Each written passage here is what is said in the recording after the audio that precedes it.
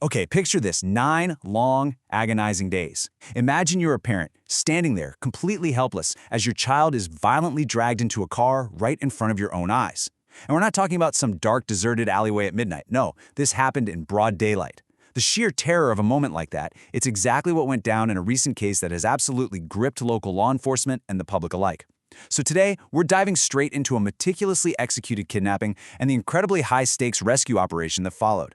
We're pulling the timeline and the facts straight from the official reports documented by the Daily Star. Welcome to This Explainer. I'm your host, and right now, we are officially opening the case file on the 9-day Uttara abduction. We're going to treat this just like a formal investigative crime report.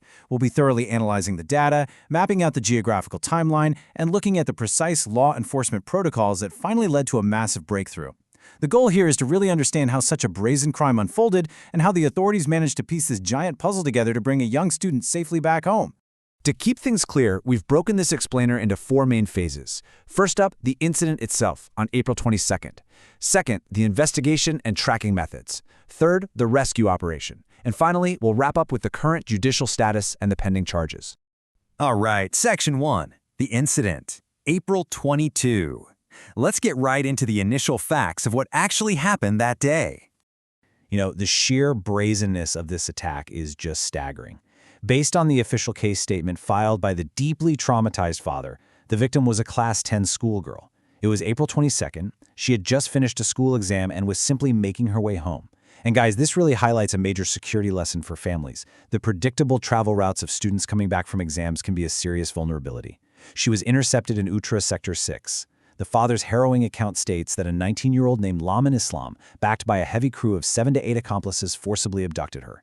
It wasn't just a random grab, it was a highly coordinated extraction. They shoved her into a waiting private car right in front of her dad and sped off before anyone could even react. Like I said, this wasn't a crime of opportunity, it was a targeted, daytime strike. Moving on to Section 2, Investigation and Suspect Tracking. So, how exactly do authorities respond to an abduction with this many moving parts?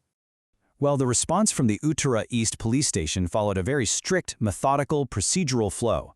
First things first, everything hinges on that official case being filed by the father. That's the crucial trigger that activates the massive legal and investigative machinery.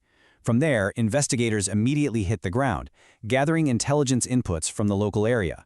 But, as you know, modern policing needs a lot more than just asking around. They leaned heavily on advanced technological support. According to police sources, it was this highly specific combo of on-the-ground intelligence and relentless digital tracking that finally allowed them to start tracing the suspects. Suspects who, up until then, had seemingly vanished into thin air with the girl. But here's the thing. Police need a rock-solid legal foundation to execute warrants and deploy specialized units. So the father officially filed the case under a very powerful framework, the Women and Children Repression Prevention Act. This isn't just your standard criminal code. It's a highly strict legal provision in Bangladesh designed specifically for severe crimes against vulnerable demographics. Cases under this act often carry non-bailable clauses and demand incredibly fast investigative responses.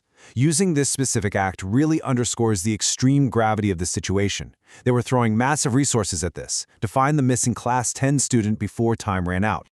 Which brings us to Section 3, the rescue operation. With the legal framework locked in and the digital breadcrumbs coming together, the investigation rapidly approached its climax. Just think about the timeline of this whole ordeal. The abduction happened on April 22nd. For the next 8 agonizing days, investigators were working relentlessly behind the scenes, pulling together all that intelligence and tech data we just talked about. Mapping cell towers, running down leads, heavy surveillance, the whole shebang. It wasn't until day 9 that they finally pinpointed the exact location and mobilized for a full-scale rescue operation in Pubail. I mean, for a desperate parent, 9 days of absolute silence? That's an eternity. It is literal, psychological torture. But for the cops, those 9 days were about steadily, methodically tightening the net around the suspect's hideout. The geographic footprint of this crime is actually fascinating. Let's look at the profile of the alleged mastermind, 19-year-old Lamin Islam, from the Rayodhya Ulokhola area in Kaliganj. But the rescue itself? That went down in a totally different operational zone. The official report from officer in charge Mohammed Morshed Alam confirmed that police successfully raided the location and rescued the girl from the Padara Bait area of Pubail, over in Gazipur. So the suspects had moved her pretty far from that chaotic initial abduction site in Uttara. They deliberately crossed city limits to stash her in a different district, no doubt hoping the distance would throw local law enforcement totally off their trail. Finally, Section 4, judicial status and charges. Because as we know, the physical rescue is really only half the battle. Once the victim is safe, everything pivots toward prosecution. Let's look at the current scorecard, because this case is far from closed. The raid was a huge success in that authorities secured the alleged mastermind, Lamin Islam, during that Pubail operation. He's currently under arrest and in custody.